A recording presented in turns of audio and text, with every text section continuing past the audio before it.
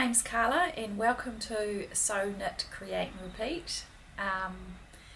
I'm coming to you from Aotearoa, New Zealand, just on the east coast in a little place outside of Turanganui Kiwa, also known as Gisborne, on the east coast of the North Island. Yeah, I don't think I'll ever get in practice for doing this because I always seem to leave it so long between episodes that I'm constantly out of practice. So welcome. Actually, just turn off my phone. I've got a group chat happening and everyone is texting each other. Welcome to anyone new, and welcome to those of you who have been coming back. I recorded a couple of weeks ago and it was a Saturday and it was lovely, and I thought I wasn't going to have any interruptions, and I had a lot of interruptions, and then at the end when we did the personal bit, I rambled, and then when I look back at the playback, because I'm still, experimenting with positions and camera angles, I had the camera too low and I was like this, and it looked terrible. So I'm back. Just bear with me a sec. Just need to put a cushion behind my back because this chair's kind of set up for my partner to play games, and it sort of reclines a little bit too much, and then I feel like I'm going like this. Yeah, so this podcast is, for anyone who is just joining me today, is predominantly about knitting, but I do a lot of sewing as well, so when I have time I'll introduce those bits into the episode. However, today I'm not going to. I have done a few things, but because I should have recorded a few weeks ago, and even then when I did record it was running a bit late, it's just got too long. So I've actually nearly finished a second thing since recording that last one. So one of my whips from that last episode is now a finished object. This is episode 6, I think. Yeah, and I know I've said it before, but you'll just have to forgive me. I do say quite a lot when I'm a bit nervous. Today's Friday afternoon. It is March the 11th, 2022. And I think we'll just get right into it. The format will just be the stuff I've finished, the stuff I'm working on. I would normally throw in some acquisitions, but probably won't do that today. And then I'd talk a little bit about my life and anything that's going on in my life, if you feel like listening to it. I'm not going to make apologies for that. I really enjoy connecting with the podcasters that I watch and learning a little bit about their life. But in saying that, if you don't want to, just when the cue hits, you can just end just like that. So kia ora, welcome. It's already a really rambly beginning. I've got a timer on my phone because the camera cuts out after like 25 minutes or something. So when you hear the beep, you'll see me stop and then you'll see me start again.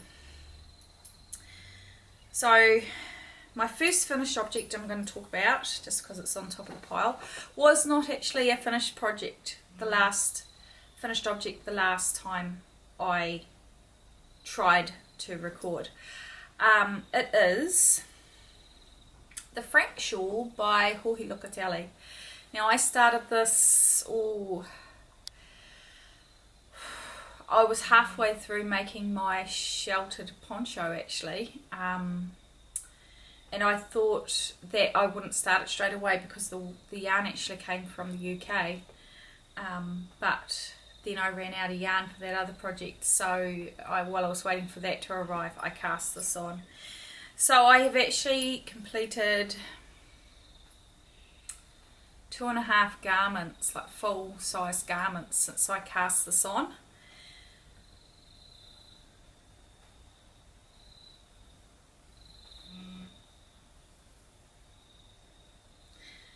I've knit it. I love it. I really love it. I've worn it a few times. I finished it a couple of weeks ago. It was probably just after I filmed the last episode. That wasn't an episode. The one that didn't happen. It is knit with, I can't remember the size of the needles, but just the recommended needle size for the pattern. I initially decided to use the Malabrigo, what's it called? It's the Malabrigo,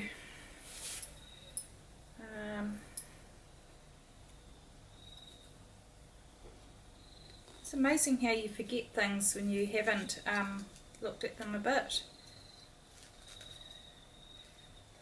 Malabrigo Mechita, I think it is. Yeah.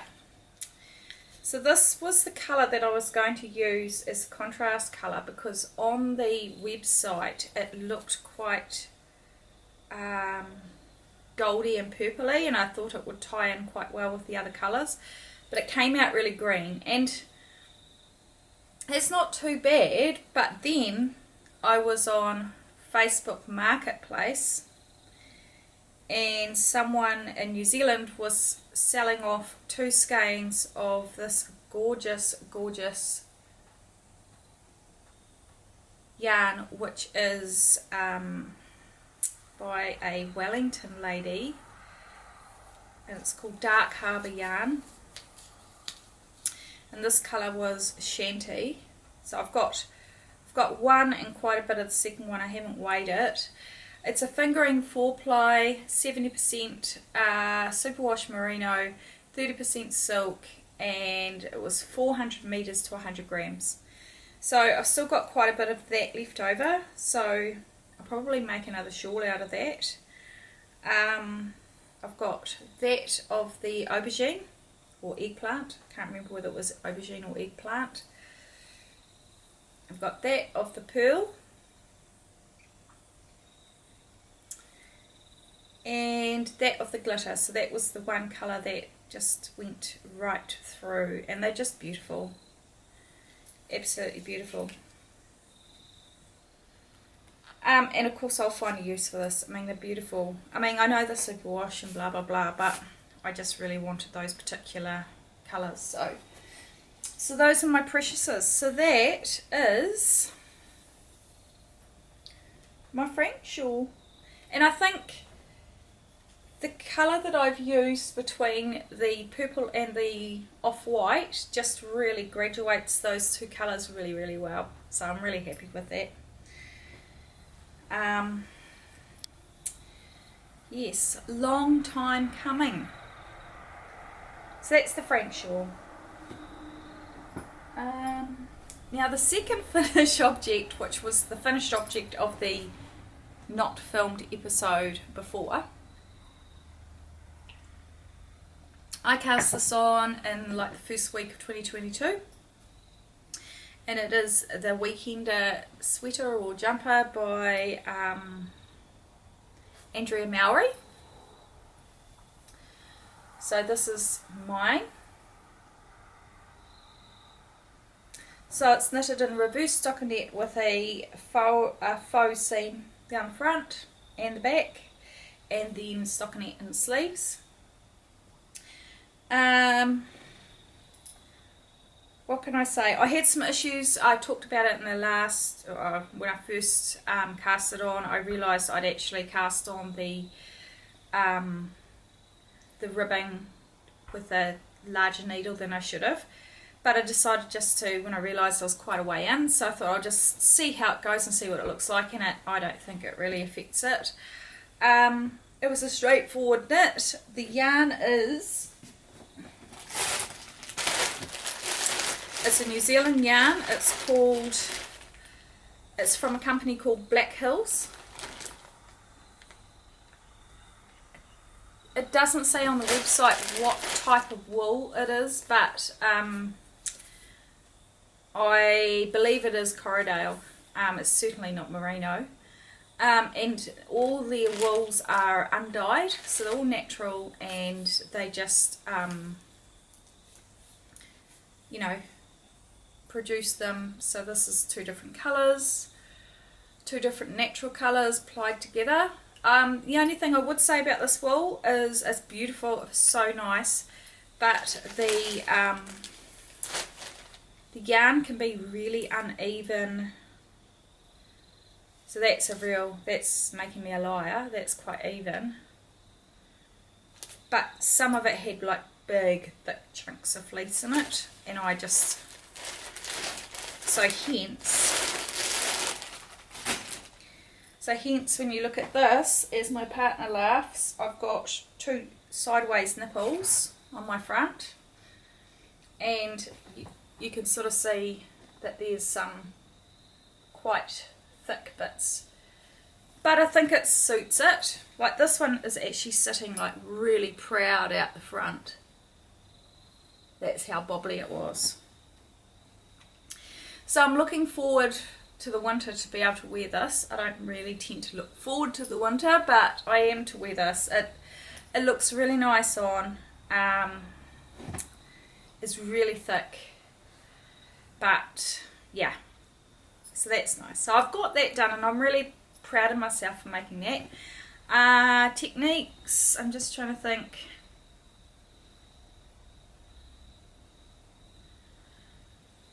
I think the cast on was the one, what's it called? It's not a provisional cast on, it's a different type of cast on, but anyway, I'd never done that before, whatever it is. And you were supposed to cast off with a Kitchener cast off, but I actually knit the sleeves too long, and I had to rip back the first sleeve. The second, by the time I'd done it, I decided I knitted the second sleeve to the length that I wanted, and I ripped out the first sleeve to the right length, and I really couldn't, it was so fiddly. I just didn't bother doing that. I just did an ordinary bind off, and that's fine. So that is my weekender.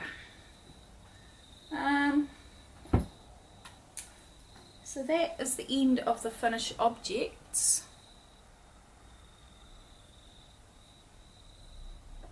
Sorry. Let's talk about some whips. Now I've got a whip here, which I think was a whip when I first started podcasting, and it has been an epic, absolutely epic project, and I actually hibernated it for a little while. It got too busy. I had too many other cool things I wanted to make, and it was taking too long, and over the summer it was too hot, and you'll see why, what I mean when I say that it was too hot to work on this in the summer. Whoops. This is, oh, typical. I was hoping that I would have it sort of not, what do you call it? Not part way through a row when I podcasted, but we can't all win. So this is my Briochelicious shawl.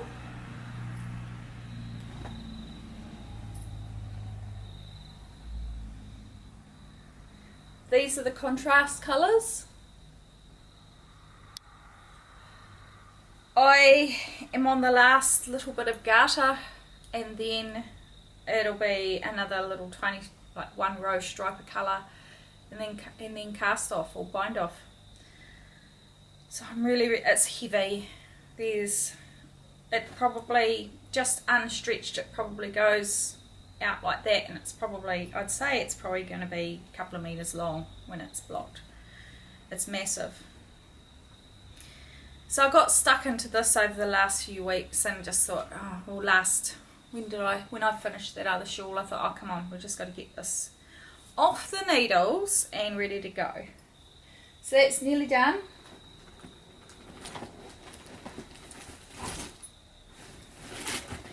Another constant has been my Joji Locatelli Wishes cardigan. This is taking ages, but bear in mind it is full ply.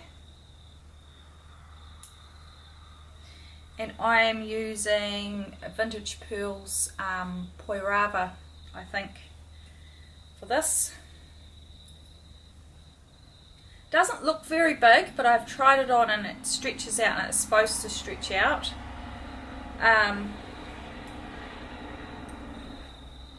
So yeah. It's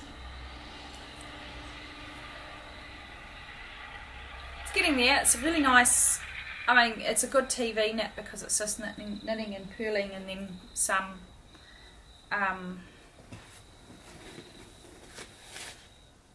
yeah, see, I'm already losing my train of thought. And that was pretty much all that was going to be whips, but me being me, I thought let's cast some other things on. So the other day I cast on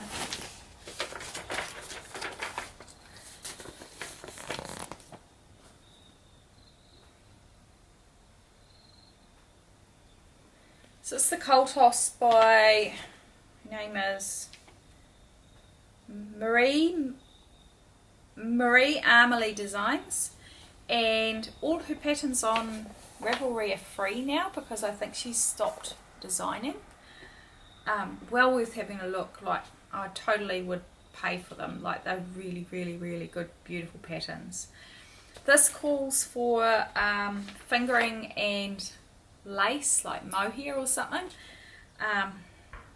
but I didn't really want to do that. I've just bought some 8 ply, some DK. It is a New Zealand produced wool. It's called Utiku, and it's produced by the Wool Company, and it is also Carla. This sleeve, so you start with the sleeve and you do a crochet provisional bind on, cast on. See, my brain's dead. I have torn this out 3 times from doing stupid things to it, and just because I think this week was a little bit stressful. And of course it's, I think you start at the cuff from what I can understand, and then you must knit your sleeve because it's I think it's knit sideways, and then later on you must come along and take the crochet off and knit your ribbing so it cinches in like a balloon sleeve, I think, because it's like a bat wing style. But so far, I think because I can't see how the pattern's forming, it's not very intuitive. And so I've been making these stupid mistakes. So I've put it down. I haven't forgotten about it. I put it down, it's only a couple of days ago. And then yesterday, so I'll update you as that one goes. So then yesterday, so you'll remember, I think it was the last episode I actually recorded and posted. I showed the big cones of wool that I bought from the Natural Clothing Company in Norsewood. And the cones were Romney lamb's wool. And so when my lovely Joji Locatelli, which is mine, when she released her, and I don't know how to pronounce this, I would say tea.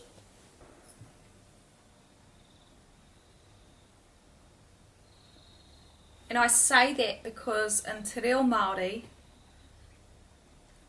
the vowels, which are A, E, I, O, U, are pronounced A, E, I, O, U. And so I is like a E. And when you use 2 vowels, it lengthens the vowel. So I'm just going to run with how we say it until I find out. So It's just amazing. So I'm using 2 strands of the comb wool that I bought. It's so quick, and I think that's what I'm liking. The way you construct it is you basically knit your whole left side and then your whole right side, and then the cables at the front and the back are laced together with an I-cord, and they look so neat. So I'll show you what I've done. Oops. Yeah, I've got wool everywhere. So I've done, this is my, crikey. So this is my right back, neck, shoulder. That is the cable.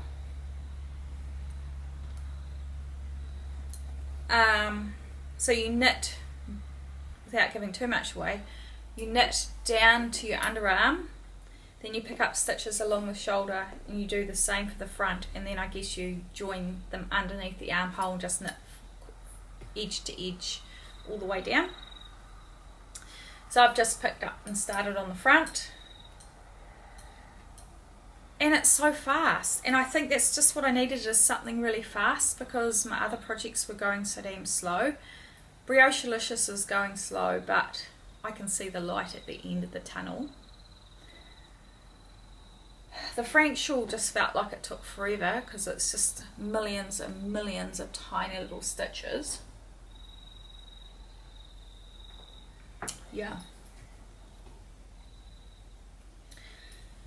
So those are all my whips. I'll put that away.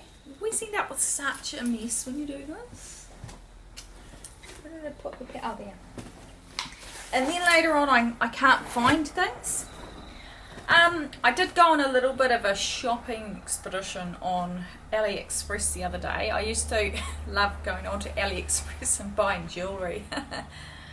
And I did actually, over the years, manage to pick up some really nice bits for quite cheap that were actually genuine sterling silver. But yeah, I went and ordered some stitch markers. I got some booby lights, but they're all sitting over there. I just opened them before I started filming this, but I'll show them next time. Well, I'm back. I'm using my phone this time. Yeah, my timer went off, and then I looked and I realised that the battery was going flat in my camera. So I will apologise. I've realised that a good chunk of this video, I'm like this. But I'm not an expert, sorry, I just had some nuts and cranberries. So now my mouth has got... So if you see me just swallowing and that, it's just the natural thing when you're trying to get stuff out of your teeth. And because I've got this on front facing camera, I'm probably going to continually be looking at myself. I'm trying not to, sorry. So you'll just have to tolerate a phone video. So all I was going to lead on to, I was just going to talk about just a few things that I've been up to and just life in general. We are in the middle of renovations here at home. We've had some plans for some time to convert the little outhouse, I guess, that's attached to the back of the house into a laundry. I believe that in all likelihood it probably was the wash house years ago, and then when the previous owners built the shed and turned it into a sleep out, they put the laundry in the sleep out, and that means that you have to trek halfway across the property to go and do your washing, and I hate it. So we have had some work being done in there. It is slow going because just with COVID, building materials have become really scarce. That could be because imported stuff takes a long time, but also, I mean, God, we produce that much forestry, wood shouldn't be a problem, but I think with the whole, you know, having to quarantine or isolate at home when you get COVID, and when a family member gets COVID, it's taken a good chunk of the workforce out of action in recent weeks. We've had Omicron outbreaks since late last year, and it's starting to get, we've actually got hundreds and hundreds, like thousands of cases here in our area now, and we've been pretty much untouched by COVID for the whole 2 years until now. So yeah, so that's slow going. And we've also got a guy, he's going to build a deck, so we've got a deck out the back, but it's not big enough. We want to extend it out longer, and just increase our living areas outside. When we're finished, we'll be putting an outdoor fireplace out there and a spa pool. Yeah, so that's what's happening for us. Oh, the other thing too, I think I did confess, I don't think I've said it yet, but I did actually confess to my partner that I was making podcasts. And then, bless him, he said to me, oh, it was about a week ago or something, he said, you know, I'm really proud of you for doing your podcasts. And he says, and if there's anything I can get you, he said, because I made him promise me that he wouldn't watch them. But he says, I haven't watched them, but if you want anything like for your setup, he said, you know, just let me know, and I want to support you. And I thought it was really, really, really sweet. So I might get him to get me a tripod for my camera, then I can angle it right. Sound seems to come out all right on the camera, so that might not be a problem. So that's that. And then there's the elephant in the room, which is the war in the Ukraine, which is just absolute shit. I've watched a few podcasts over the last few days, and everyone has sort of addressed it at the beginning and expressed how they feel awkward about podcasting when all this stuff's going on. And I totally get it. Just everything that we do now just seems so pathetic and minimal or unimportant compared to what's happening in the world.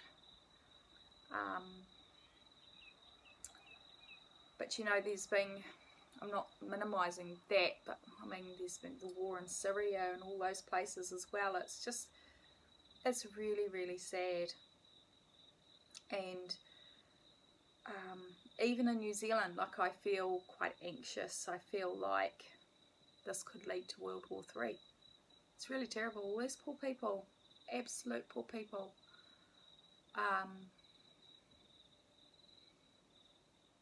It's scary times.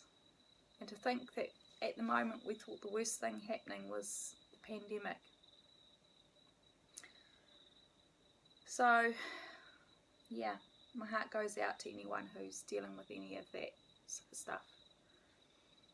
And then closer to home, our cat, Blackie, which I think has featured in some of my videos before.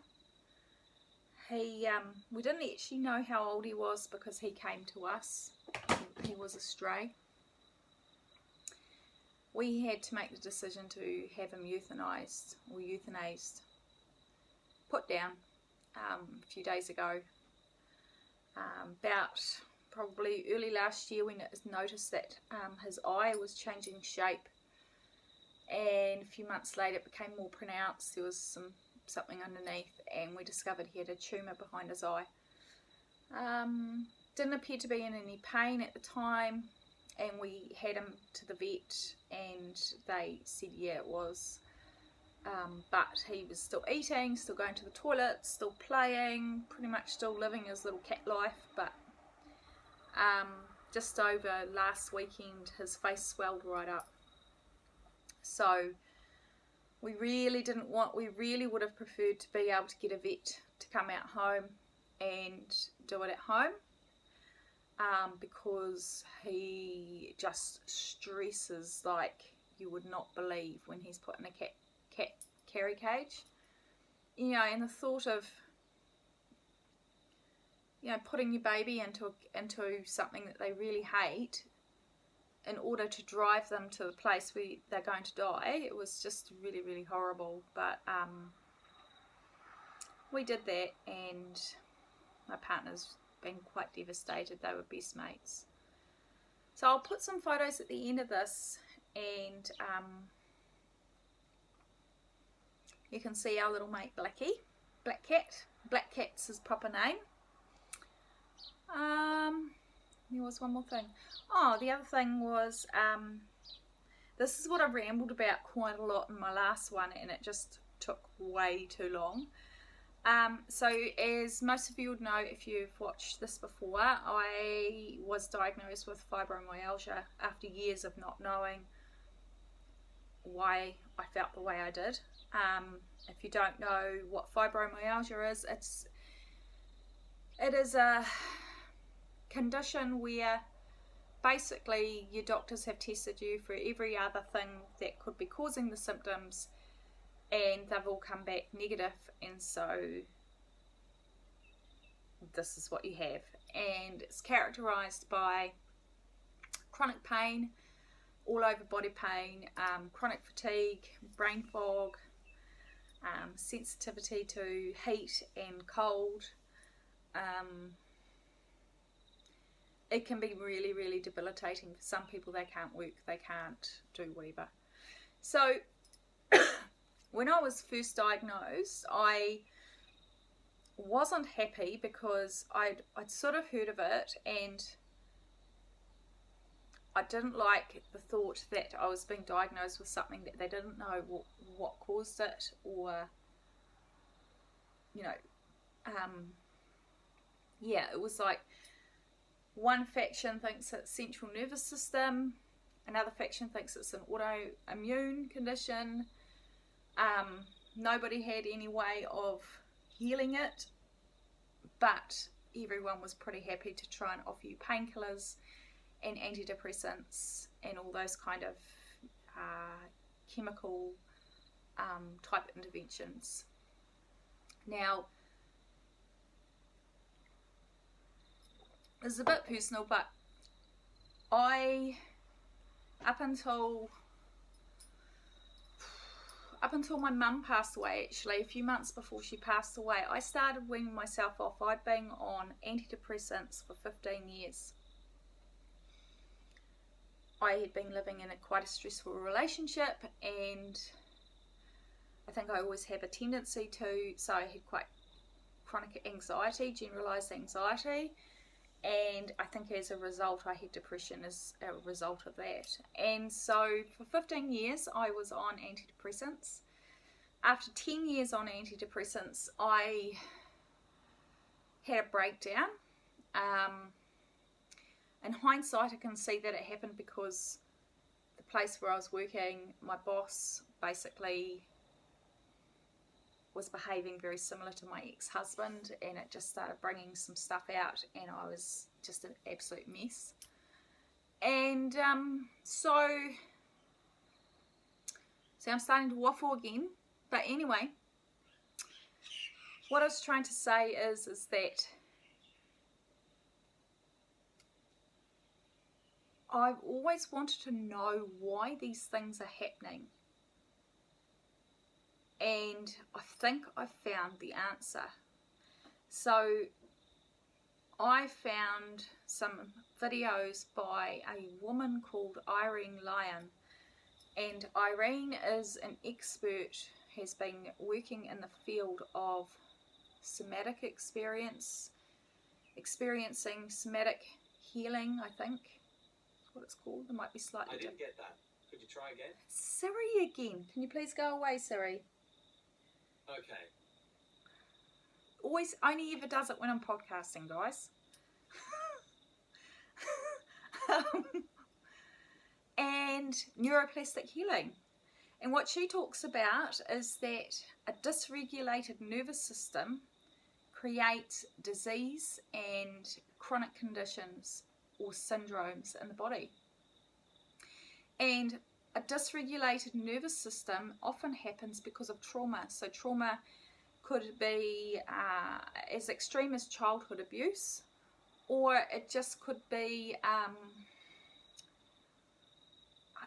living under chronic stressful conditions over a long period of time. It could be quite a significant shock event. There's just a whole sort of myriad of things. And so what she talks about is how, so we all know, I think, about fight, flight, freeze. So those are our survival instincts that we have, which help us to survive dangerous situations. And in modern day, we, except for, say, for example, like the poor people in Ukraine at the moment and some of the other war-torn places in the world, we often aren't actually trying to survive life or death situations. But our body reacts to stresses as if we are trying to survive these things. So in certain scenarios we might freeze, or we might react like to run away, or we might react to fight. And normally when the trigger happens, you react whichever way it's going to be, and then when the threat or whatever it is has gone, your body regulates back down to normal. So your nervous system controls this. It's like adrenaline and all those sort of cortisol and all those sort of things. And you just, you ride your wave and you carry back on. But when your body, your nervous system is dysregulated, your peaks are really high and then your drops are really low. And sometimes that's going on and this is going on and they're fighting each other. So gas on, brakes on, as she describes it, and it causes just chaos in your body. So I guess what I'm trying to say is, I've just started a course, starts this Sunday. I've already done a 21-day nervous system tune-up, and I've found the exercises are really, really helping to just bring me back into my body and become more aware of my environment, and how I found it has calmed me quite a lot more than what I have been. But I'm doing her Smart Body, Smart Mind 12-week program, which is a program that once you've paid for it, signed up for it, it's active for 12 weeks of the year. You can go back to it anytime you like throughout the year, and then the following March, she usually runs it around March, when it becomes active again and new people join it, you can interact and do the whole thing all over again, and on and on and on. And I've seen testimonials from people who have literally been nearly dead from different conditions that they've had, and they've actually healed themselves through her programs. So that's my exciting news. I don't want a band-aid. I don't want to be put on drugs that I don't need to be put on. I don't want the side effects of drugs unless I need to be put on them. I want to be well. I want to have energy. I want to have fun. I want to appreciate this gift that we have called life. Yeah, so it was rambly, but I think knitting is something that people do, not just because you love the process or the outcome, the project, the thing at the end, but sometimes it's a way of escaping the things that are happening in our lives.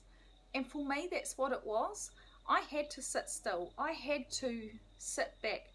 I was grieving the death of my mother, which I don't think I'll ever get over. My body was in pain. I felt like I had the flu all the time, and it took my mind off things.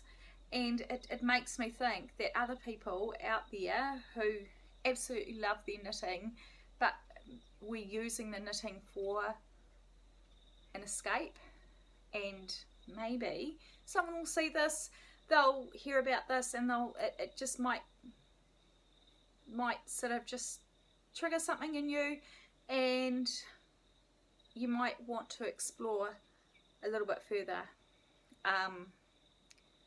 Registrations for this year are closed for this program. 21-day tune-up is a rolling thing. You can just join that anytime.